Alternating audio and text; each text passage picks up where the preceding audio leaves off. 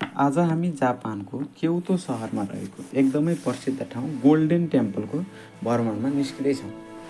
चिसो छ, हिउँका छासछिस छिटाहरू पनि परिरहेका छन्। ओसाका हान्क्यूबाट सेन स्टेसनसम्म ट्रेन यात्रापछि त्यहाँको बस चढेर किकाजु पुगियो।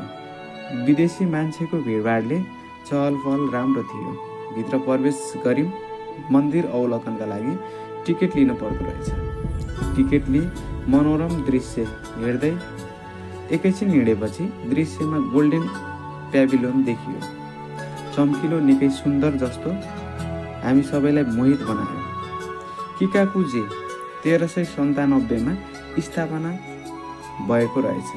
यो मन्दिर बनाउने व्यक्ति भने आशिकागा रहेछ। आशिकागा मुरोमाची कालका शक्तिशाली शोगुन रहेछन्। सुरुमा यो आशिकागाको निजी दरबार रहेछ भने उनको मृत्यु पश्चात भने उनको इच्छा अनुसार जैन बौद्ध मन्दिर बनाइएको रहेछ। 1950 मा एक भिक्षुले आगो लगाउँदा गोल्डन टेम्पल जलेर नष्ट भएको रहेछ। अहिलेको भवन 1955 सुनका पत्र अझ बाक्लो बनाई तयार गरिएको रहेछ। टिलिक्क टल्कने यो मन्दिर वरिपरि पोखरी भएकाले पोखरीको पानीमा मन्दिरको छाया बनी झन् यसको दृश्य अनौठो देखिँदो रहेछ।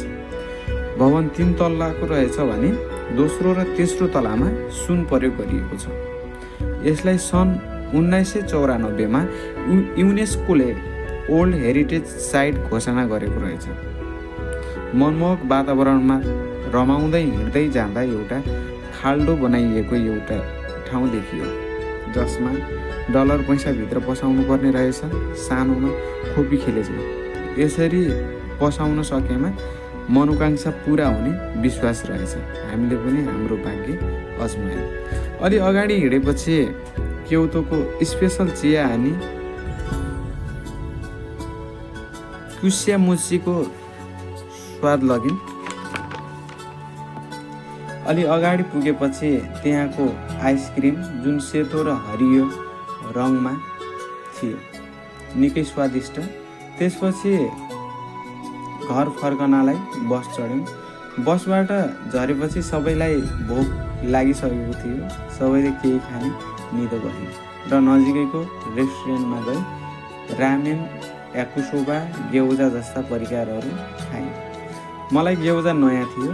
हाम्रो नेपालको मोमो जस्तै आकारको ग्यौजा स्वादमा भने फरक थियो, तर स्वादिष्ट। यति सकाएपछि आजको हाम्रो यात्रा सकियो। सबैजना घरतिर फर्क्यौँ। सबैलाई धेरै धेरै धन्यवाद। Bye bye. मित्ते कुरेत्ते आरिगातो गोजाइमास।